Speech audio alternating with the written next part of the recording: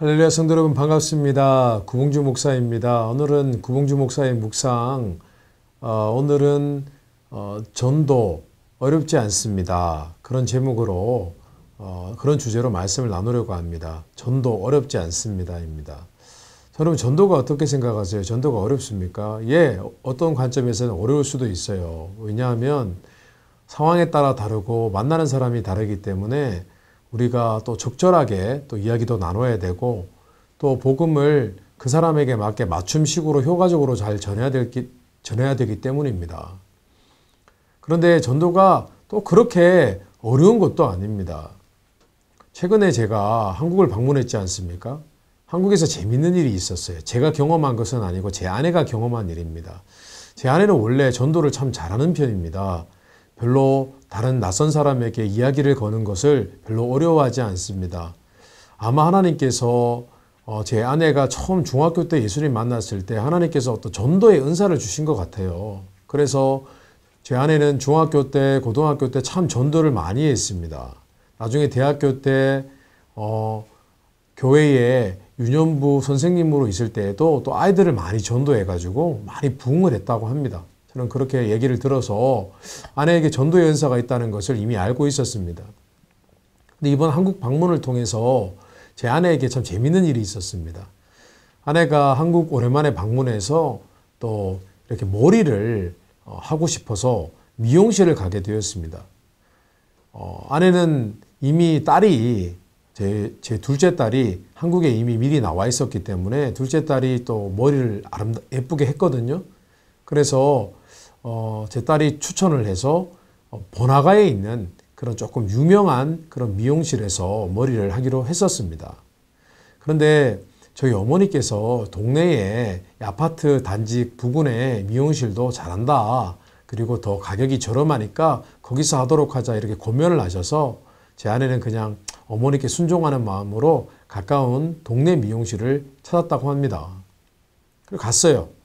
갔더니 이제 제 딸도 같이 따라가서 그 미용실 원장님에게 이렇게 질문을 했다고 합니다. 요즘 유행하는 머리가 요런 머리가 있는데 뭐 무슨 어떤 용어가 있더라고요. 그래서 이런 머리를 해주십시오라고 부탁을 했는데 아마도 원장님이 그 용어의 뜻이 무엇인지를 모르셨던 것 같아요. 어쨌든 이제 머리가 이제 자리에 앉았습니다. 그런데 제 아내는 미용실을 들어가기 전에 한 가지 문구를 보았어요. 미용실 앞에 일요일은 쉽니다라는 문구를 보았어요. 그래서 아내가 궁금해서 교회 다니시나 보죠? 그렇게 질문을 했다고 합니다. 그 머리를 하는 중에 교회 다니시냐 보죠? 라고 물으니까 미용실 원장님이 아니요, 저는 교회를 안 다닙니다. 그럼 어떻게 일요일날 쉰다고 하세요? 그냥 일요일날 쉬고 싶어서요. 일을 7일 계속 할 수는 없는 일이니까요. 그렇게 대답을 하더랍니다. 그래서 이런저런 이야기를 하다가 결국 아내가 또 전도를 하고 싶은 그런 열정이 생겨서 또 예수님 얘기도 하고 또 아내가 하나님 만난 얘기도 하고 또 왜 교회 가면 또 뭐가 좋은지 얘기도 하고 이런저런 이야기 막 많이 했다고 합니다. 원장님이 또 이렇게 또 손님이 그렇게 얘기를 하니까 잘 들어주셨겠죠. 그러니까 이런저런 얘기하면서 또 서로 가족 얘기, 또 미국에 살았던 이민자 생활 얘기 또 이렇게 하니까 원장님이 되게 또 재밌었던가 봐요. 그러면서 또 교회에 대한 얘기하니까 예수님 얘기하니까 또 관심이 생겼던가 봅니다. 근데 갑자기 원장님이 제 아내가 들고 온 가방에 이렇게 주목하면서 아이고 사모님 가방이 참 예쁘네요 라고 했다고 합니다. 사실 그 가방이 명품 짝퉁 가방이었어요. 짝퉁 명품 가방이었는데 이 가방을 어디서 구입했냐면 터키 선교 여행을 갔을 때 그때 잠시 터키에 아주 이렇게 큰 짝퉁 시장이 있어요. 아마 터키 가보시는 분들은 다 한 번쯤은 거쳐가는 그런 곳인데 거기에 잠깐 가서 구입한 가방이었는데 그 가방이 예쁘다고 하니까 제 아내가 이분을 어떻게든 전도해야겠다는 생각이 들어가지고 이렇게 얘기를 했대요. 원장님, 제가 이 가방 예쁘시냐고. 이 가방 사실 짝퉁입니다. 그런데 이 가방 좋으시면 제가 드릴게요. 그 대신 원장님 저한테 약속 하나 해주셔도 돼요? 교회 꼭 한 번만 나가보세요. 예배를 꼭 드려보세요. 한 번만. 그렇게 얘기를 했대요. 그랬더니 그러겠다고 했대요. 그래서 가방을 선물로 드리고 또 교회를 꼭 한두 번은 출석하겠다고 그렇게 약속을 했다고 합니다. 그리고 이제 얘기가 다 끝나고 난 다음에 머리가 다 이제 완성이 되었습니다. 이제 거울을 봤더니 아내가 원하던 그 머리가 아니었어요. 완전히 다 이렇게 파마를 해버리셔가지고 아내가 굉장히 당황스러웠다고 합니다. 그런데 이미 전도하신 분인데 어떤 컴플레인을 할 수가 없잖아요. 그래서 그냥 고맙습니다 하고 이제 가격이 얼마가 됩니까? 라고 물었더니 30만 원이래요.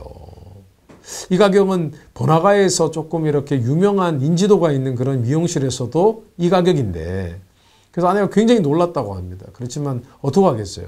그래서 30만 원 드리고 또 원장님에게 원래는 동네라서 뭐 좀 쌀 줄 알았는데 그렇지가 않았다고 합니다. 마음은 조금 이렇게 어려운 마음이 생겼는데 그래도 전도했으니까 기쁜 마음, 감격스러운 마음으로 또 교회 가시기로 했으니까 약속했으니까 그런 기쁜 마음으로 그렇게 집으로 왔습니다.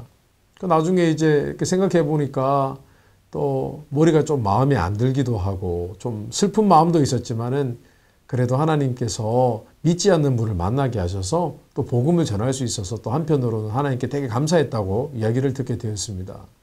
저는 이야기를 들으면서 굉장히 감동을 했어요. 한편으로는 집에서 계속 머리를 피는 기구가 있잖아요. 계속 머리를 피는 아내를 보면서 마음이 애처롭기도 하면서도 여전히 전도의 열정을 가지고 그 머리를 하는 그 순간에도 복음을 전할 수 있다는 그 생각 때문에 또 대견스럽기도 하고 감사하기도 했습니다.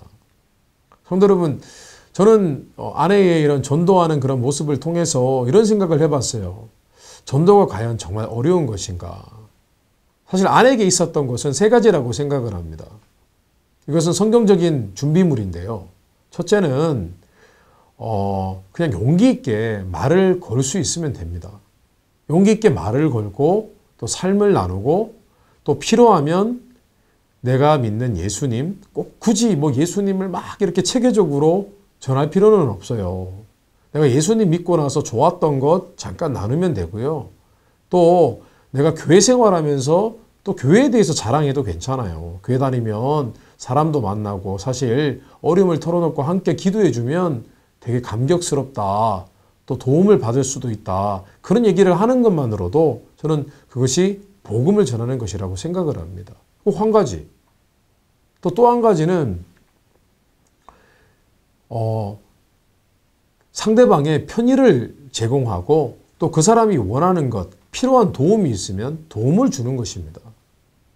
그렇잖아요. 아내가 사실은 뭐 짝퉁 가방, 아마 뭐 명품 가방도 없지만 명품 가방이 있었으면 그걸 이렇게 부러워하면은 결코 드리겠다 그런 말은 안 했을 것 같아요. 제가 볼 때도. 그러나 또 마침 내가 얼마든지 누군가를 위해서 배려하고 베풀 수 있는 그런 정도의 수준의 가방이었었기 때문에 아내는 그냥 그래 뭐 이거 뭐 많이 해봤자 3, 40불밖에 안 하는데 내가 이거 주면은 이분한테 뭔가 내가 복음으로 연결될 만한 발판이 되어줄 수 있겠다 생각을 했던 것 같아요. 그래서 그냥 그 가방을 흔쾌히 줄 수 있었던 것 같아요. 그런 마음의 여유만 있으면 돼요, 사실. 내가 복음을 전하는 사람, 뭔가 내가 예수님에 대해서 말하는 그 사람, 뭔가 전도의 대상이 돼서 하는 그 사람에게 뭔가 베풀어주고 도움을 줄 수 있는 마음이면 충분합니다. 그리고 마지막으로 한 가지, 혹여 그 사람이 뭔가 내게 좀 불편한 일을 겪게 만들었다 할지라도 그것을 배려하고 이해하고 그냥 넘어갈 수 있는 사랑과 마음의 여유만 있다면 우리는 얼마든지 전도할 수 있다고 저는 생각을 합니다. 사실 우리가 주위에 있는 사람들, 그분들이 나를 불편하게 해도 그분들을 사랑할 수 있는 그런 마음만 있다면 우리는 얼마든지 복음을 전할 수 있다고 생각을 합니다. 사실 방금 제가 설명을 드린 이 세 가지는 성경에 이미 나오는 부분입니다. 내가 용기를 가지고 말을 걸고 또 내가 아는 하나님, 그리고 나의 간증, 또 그 외에 교회 이야기, 또 신앙적인 이야기, 좀 영적인 이야기, 삶에 대한 이야기 우리가 나눌 수 있으면 좋아요. 성경에는 그렇게 말씀하고 있잖아요. 때를 얻든지 못 얻든지 복음을 전하라고 하고 있고 또 너희가 다른 이에게 할 말을 준비하라 그런 말씀도 있잖아요. 남을 또 편의를 제공하는 것, 뭔가 도움을 주는 것, 주는 것이 받는 것보다 낫다고 성경은 말씀하고 있고 또 우리가 무슨 일을 당해도 또 우리가 이해해주고 배려해주고 성경에는 또 악을 악으로 갚지 말고 악을 손으로 갚으라는 말씀도 있지 않습니까? 평화의 복음을 전하라. 평안의 복음의 신을 신고 나아가라. 그런 하나님의 전신갑주에 관한 말씀도 있고 복음을 전할 때 평화를 선포하고 또 화합하고 또 배려하고 그렇게 복음을 전하는 것이죠. 전도 그렇게 어렵지는 않습니다. 우리가 영도의 용기와 또 하나님을 사랑하는 마음이 있다면 전도 얼마든지 할 수 있습니다. 성도 여러분, 미용실에서 우리가 처한 어느 곳이든 간에 그 자리는 전도의 장이 될 수 있을 거라고 저는 믿습니다. 제가 오늘 말씀드린 이 3가지만 기억하세요. 그러면 그 사람이 혹여 어떻게 알겠습니까? 첫날 교회를 나하고 했던 약속 때문에 한번 갔는데 그날 첫 예배에 은혜를 받거나 진리 대신 하나님 말씀 듣고 뭔가 가슴이 움직이는, 마음이 움직이는 그런 역사가 일어난다면 어떻게 하시겠어요? 와, 나의 작은 삶의 섬김을 통하여, 나의 작은 삶의 일부를 통하여 어떤 사람이 하나님을 만나게 된다는 것. 짜릿하지 않습니까? 흥분되는 일 아니겠어요? 전도 그렇게 어렵지 않습니다. 예, 오늘 이 주제로 함께 생각해보고 또 실천해 봤으면 좋겠습니다. 어떻게 하시겠습니까? 진짜 전도가 되어질지, 하나님이 우리 성도님들을 귀하게 사용하실지 어떻게 알겠습니까? 그래, 우리 한번 그렇게 실천해 봤으면 좋겠습니다. 오늘 구봉주 목사의 묵상 여기까지 하고 마치겠습니다. 감사합니다.